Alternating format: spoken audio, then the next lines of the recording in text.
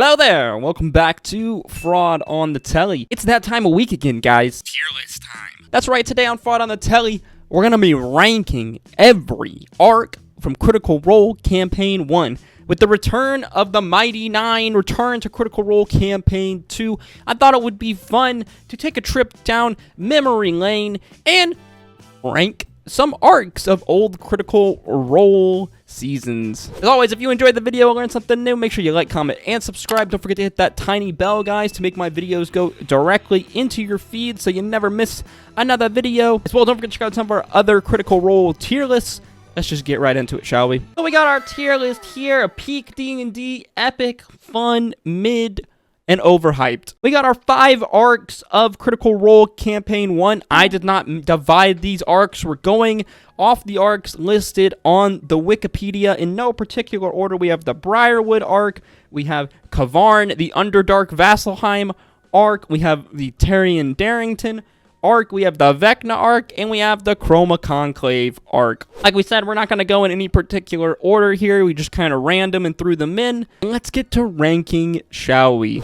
So we start off here real freaking strong. If you've watched this channel at all and seen any of my other takes on Critical Role, especially Campaign 1, you will know that I am a massive Percy DeRollo fan. And so because of that, I love the Briarwood arc. I've been a Critical Role fan for a long freaking time now. I was lucky enough to start watching the show of Campaign 1 live, basically Episode 1, Episode 2. I was lucky enough to stumble upon it. So I remember watching the Briarwood arc live in person in my freaking dorm room when I was just a young kid in college. The Briarwood arc was just like crazy to me. I had played D&D in high school and played a little in college, but I hadn't thought of D&D in this way really until Critical Role and the Briarwood arc. This was the first time, one, I had seen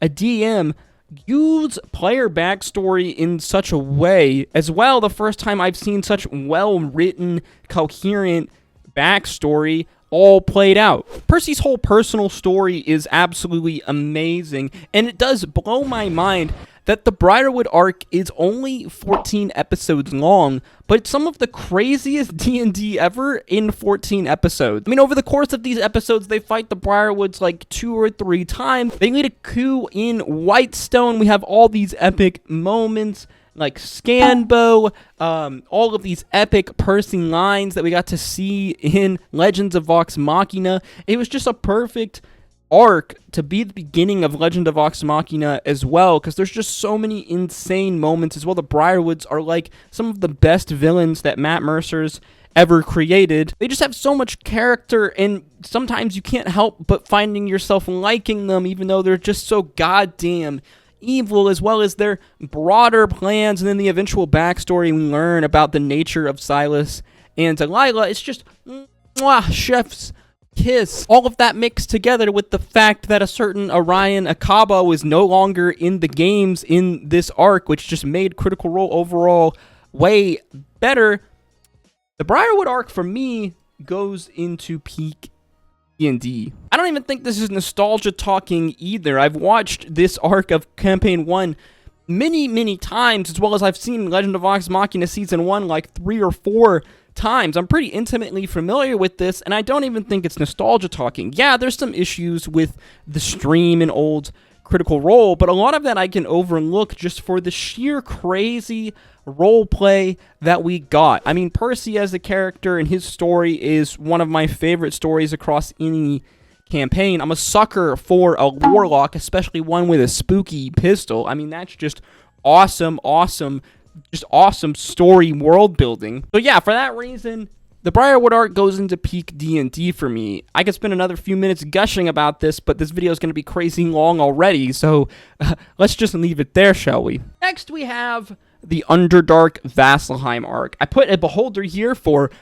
Kavarn, the beholder that is revealed at the beginning of Campaign 1 to be kind of this first antagonist in this arc as well. Like we said, the arc is not just the Underdark arc, but the kind of Vasselheim mini arc that comes afterwards, where we kind of get our first introduction to guest characters on Critical Role, as well as the cast kind of get split up and go on this little mini adventures, which I did enjoy. Now, this is tough for me to rank. When I first watched Critical Role and watched this arc, I absolutely loved this because it felt like I was seeing something that I had never seen before. I was only recently exposed to D&D streams before I started watching Critical Role with the Penny Arcade guys, Chris Perkins and his band of adventurers at the time.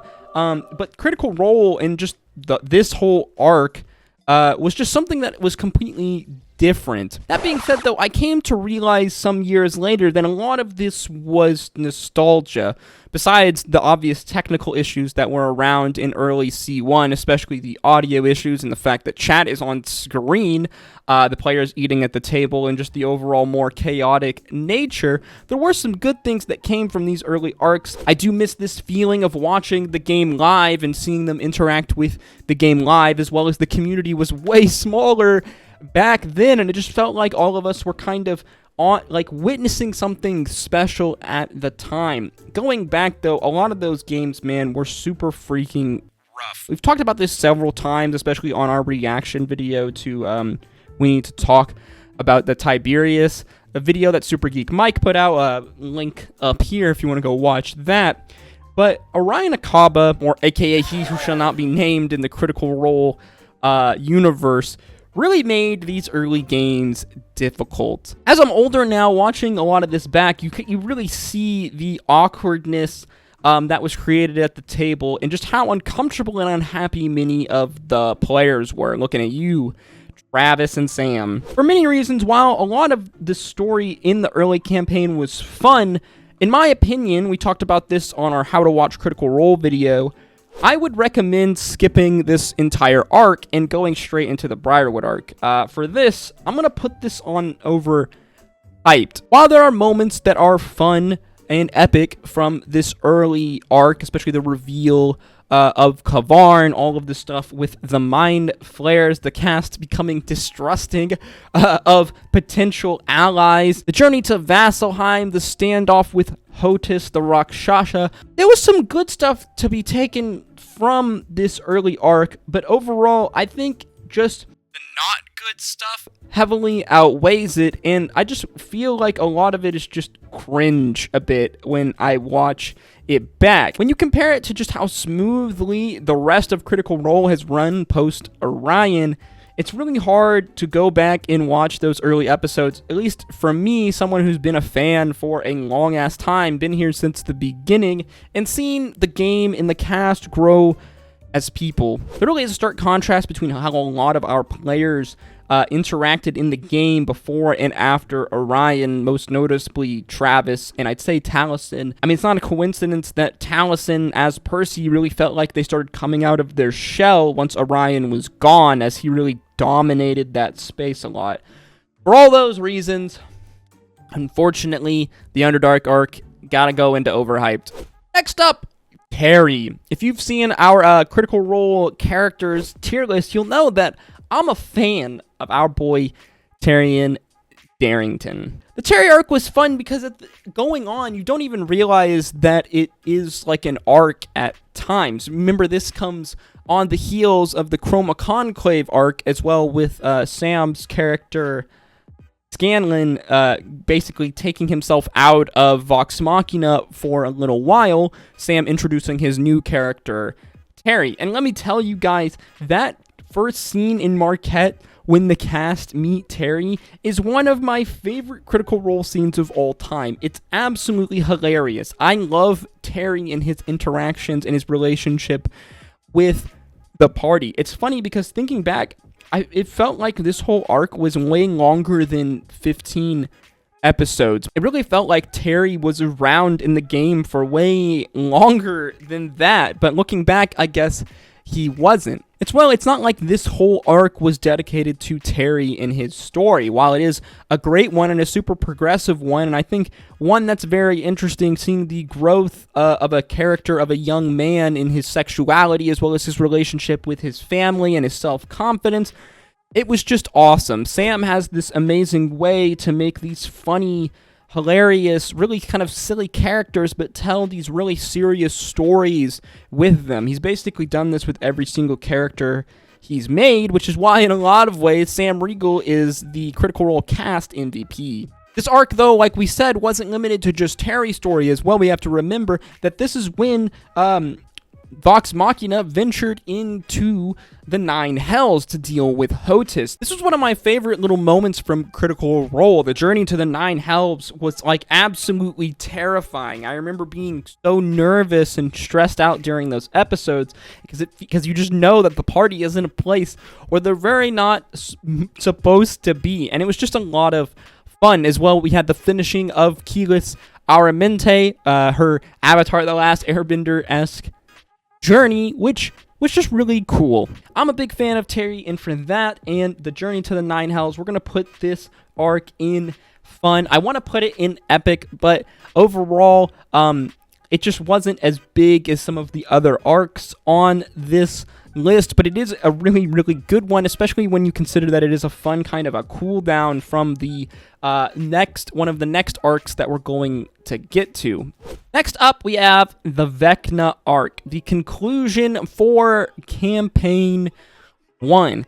Only 15 episodes. Actually forgot, it felt like this was way longer than that as well. Basically, you know, the finale of Campaign 1, an overall epic experience that started off with a huge bang as we have the return of Scanlan, and then all of a sudden the return of Delilah Briarwood as the cast investigate another ziggurat, and the ultimate summoning of Vecna. What a classic character to be the ultimate villain in Campaign 1. Vecna really is like one of like a D&D classics, and it felt like a lot of Campaign 1 was just kind of like D&D Classics, the story. Campaign 1 as a vibe really felt like this traditional kind of big fantasy story, and I think there's no better way to cap it off than with like a huge boss battle with Vecna. Like I said, it's crazy that this was only 15 episodes as there was so much stuff that happened. I mean, the cast journey to Thar and Fala, escape from Thar and Fala. I mean, they fight Vecna like 3-4 times, I think, over the course of this story, ultimately culminating in the huge fight atop a dead primordial. We got guest characters galore, just this huge, big fight. Vax, Raven Queen stuff, ultimately culminating huge sad emotional moments. We got Archon teleporting out with, what was it, the hand or the eye of Vecna? I can't even remember. It was just epicness. Truly epicness, in my opinion. It really blows my mind that this was only 15 episodes, along with the Briarwood arc, which was only 14 episodes. It's crazy how much epic storytelling that the cast and Matt were able to pack in to really, I mean, I guess we say not a lot of episodes, but when you factor in the fact that Critical Role is between 4 and 5 hours long, you know, 5 hours times 15 episodes, I mean, that do be a lot of hours. For all that, I think we have to put the Vecna arc in epic. What an amazing way to round off and cap off and end Critical Role Campaign 1. Arguably, what many fans feel is the best campaign of Critical Role. Definitely the most kind of classic D&D high fantasy-esque feeling, in my opinion. And just an amazing story in totality. Last but not least, the Chroma Conclave. What took up the bulk of Campaign 1, coming in at a total of around 50 episodes. Yeah, you heard me right, 50 episodes. The Chroma Conclave was insane. I don't think anyone at the time saw anything like this coming. This is long-term storytelling at its best, as the Chroma Conclave arc was introduced before Critical Role was even streamed. It was teased way back when the game was just a home game. Matt had been sowing the seeds this entire time, and man, am I a sucker for long-term storytelling. I mean, no one could have seen this coming. Matt basically blowing up this amazing world that he had created live on our screens in front of everyone. I mean, I still remember watching that episode live in my room. The chills I had, the goosebumps I had as, you know, we're at this supposed summit for Uriel, where he is going to abdicate the throne and declare the Tal'Dorei Republic, when all of a sudden, basically like 5 nuclear warheads in the form of dragons and make their appearance, destroying everything we knew. In many ways, it felt like this moment here helped kind of earn Matt Mercer this reputation for being, you know, deadly, no fucks given when he wants to be. Matt has a crazy mind, and the fact that he was willing to destroy his entire creation for the sake of storytelling is just amazing to me. As well, we have the awesome hunt for the vestiges of the Divergence. You know, we gotta love epic holy weapons, don't we? I mean, that's just D&D at its core. As well, we had the culmination of Craven Edge, Grog's sword, so many characters almost dying, so many personal story arcs. We got Grog's personal story arcs, his overcoming of his Uncle Kevdak, and kind of redemption arc. There's just so much stuff going on here. Max's claiming of the Deathwalker's ward, his whole arc with the Raven Queen, his relationship with Keyleth. There was just so much stuff that was packed into this arc. It almost feels like in many ways the Chroma Conclave arc was kind of the finale, the crescendo in many ways of Critical Role. This is epic D&D at its finest. I'm gonna put it in peak D&D. It was long, but it deserved to be long. I mean, we get to see Vox Machina not only undergo a bunch of personal growth as characters with all these crazy character dynamics going around, we get to see them slowly reclaim their homeland, defeating all of these dragons in these crazy creative ways, and it was just truly epic. Truly, like, high fantasy in a lot of ways at its best. And I think that's it for my list, guys. Let me know your list in the comments down below. It's hard sometimes for me to be critical of Critical Role. That's kind of funny.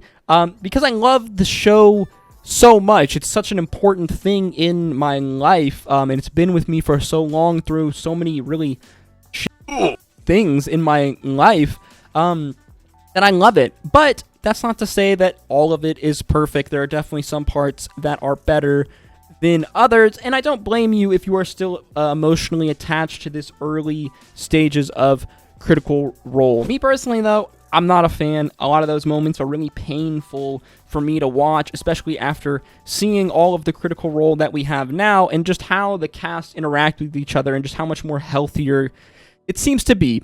Excited for the return of Campaign 2. Make sure you go check out our Everything We Know About Uk'otoa the Great Leviathan to prep you for the return of Campaign 2, as well as our prediction video for the return to Campaign 2. As well, let me know your thoughts in the comments down below. Let me know what you thought of my list. Let me see your own list as well. I plan on doing this for Campaign 2, so expect that video in the future. As always, guys, if you enjoyed the video, learned something new, don't forget to like, comment, and subscribe. Don't forget to hit that tiny bell as well so my videos go directly into your feed. And as always, guys, I hope to see you in the next one. Stay safe out there. Peace, love, adieu.